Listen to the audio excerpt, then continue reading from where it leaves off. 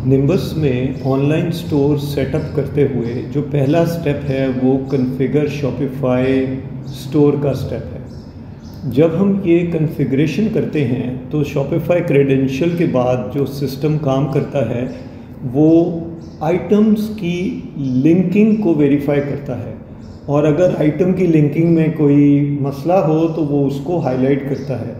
इस वीडियो में हम यही डिटेल देखेंगे कि सिस्टम बैकग्राउंड पे लिंकिंग में क्या चीज़ें चेक करता है, और अगर कोई मसाइल हैं तो उसको हम कैसे हल कर सकते हैं। सबसे पहले हम ये जानते हैं कि लिंकिंग असल में है क्या।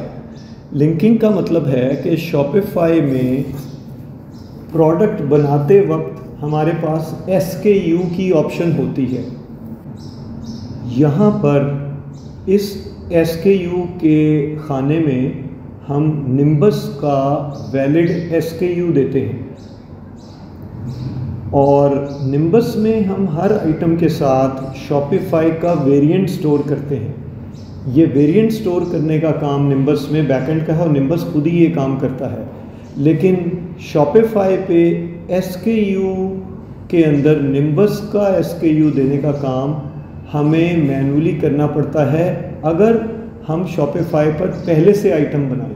अब इसकी मज़ीद तफसील हम सारे सिनेरियोज़ को एक एक करके चेक करते हैं।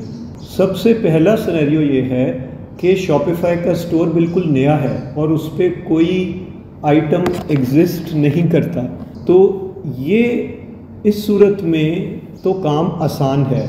हम ये setup online store enable integration करने से पहले निम्बस में वो तमाम आइटम जो शॉपिफाई स्टोर पे लिंक करने हैं उनको ऑनलाइन मार्क करते हैं। जैसा निम्बस में अगर हम ऑनलाइन आइटम्स को हम यहाँ पर देखें तो इस वक्त 8 आइटम ऐसे हैं जो निम्बस में ऑनलाइन आइटम मार्क हुए हैं। अगर हम शो एडिशनल इन्फॉर्मेशन में देखें तो ऑनलाइन का चेकबॉक्स ऑन है। इसका मतलब है कि ये तमाम आइटम शॉपिफाई के स्टोर पर लिंक होने हैं। तो ऐसे तमाम आइटम जब हम इनेबल इंटीग्रेशन करेंगे जो निम्बस में डिफ़ाइन हुए हैं और शॉपिफाई स्टोर पे अभी कोई आइटम नहीं है, तो हमारे मूव नेक्स्ट करने से ऑटोमेटिकली ये तमाम आइटम शॉपिफाई पे ट्रांसफ़र हो जाएंगे और आपस में लिंक भी हो जाएंगे, तो ये काम आसान है। अब दूसरा सिनेरियो ये है कि जब हम कॉन्फ़िगरेशन इनेबल करते हैं तो शॉपिफाई पे कुछ आइटम पहले से पड़े हुए हैं। अब इस सूरत में ये ज़रूरी है कि शॉपिफाई पे जो आइटम पहले से पड़े हों उसके अंदर निम्बस का SKU कोड हो, जैसा हमने अभी पहले देखा था। इस SKU कोड के अंदर निम्बस का एक वैलिड SKU होना चाहिए। अगर ये नहीं होगा तो सिस्टम हमें एरर देगा और वो रिमूव करना पड़ेगा। अब हम देखते हैं कि सिस्टम में किस किस्म के एरर आ सकते हैं। मूव नेक्स्ट करते हैं। अब आप यहाँ देखें कि सिस्टम ने 3 किस्म के एरर दिए। पहले उसने ये कहा कि following items don't have SKU at Shopify store. इसका मतलब है कि ये 2 आइटम शॉपिफाई स्टोर पे मौजूद हैं लेकिन उसमें SKU नहीं है। ये हम शॉपिफाई स्टोर पे वेरीफाई करते हैं। पहले 7UP 250 ml। अब हम शॉपिफाई स्टोर पे आए हैं और 7UP 250 ml के प्रोडक्ट को खोला है और इसके SKU में आप देखें ये खाली है। इस SKU के खाने में निम्बस का एक वैलिड SKU होना चाहिए। तो यही प्रोडक्ट निम्बस में अगर नहीं डिफ़ाइन तो हम डिफ़ाइन करेंगे, अगर पहले से डिफ़ाइंड है तो उसका SKU यहाँ पर हम देंगे। दूसरा प्रोडक्ट हम देखें तो ट्रेंडी शर्ट 2023, ये भी कह रहा है कि इसमें निम्बस का SKU मिसिंग है। इस प्रोडक्ट को भी हम शॉपिफाई स्टोर पे देखते हैं। शॉपिफाई स्टोर पे ये प्रोडक्ट है और इसके 3 वेरिएंट हैं। अब हम अगर गौर करें तो 2 वेरिएंट में SKU है जबकि तीसरा वेरिएंट एम्प्टी है, और ये वेरिएंट लार्ज साइज़ और ब्लैक कलर है। अब हम निम्बस में आए हैं तो ये आइटम हम डिफ़ाइन कर चुके हैं।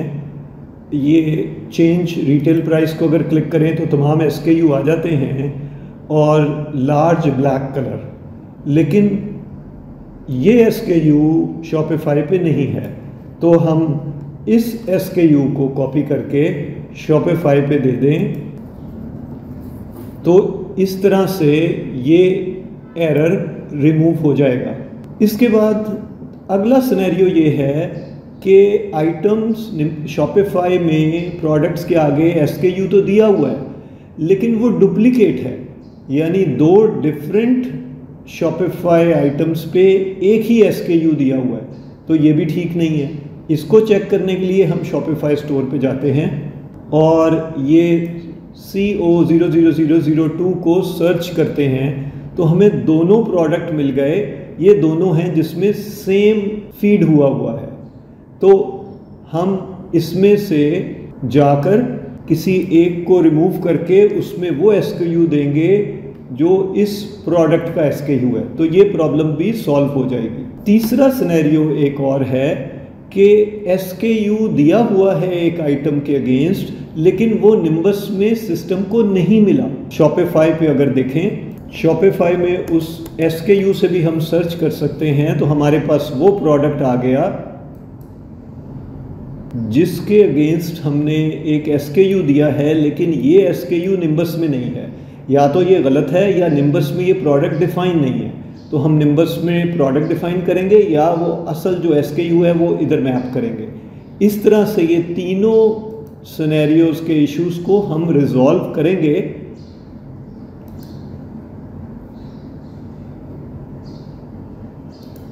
इसके बाद हम इनेबल इंटीग्रेशन करके मूव नेक्स्ट करेंगे, तो सिस्टम इन सब प्रोडक्ट की आपस में लिंकिंग करके इसको सक्सेसफुली कंप्लीट कर देगा।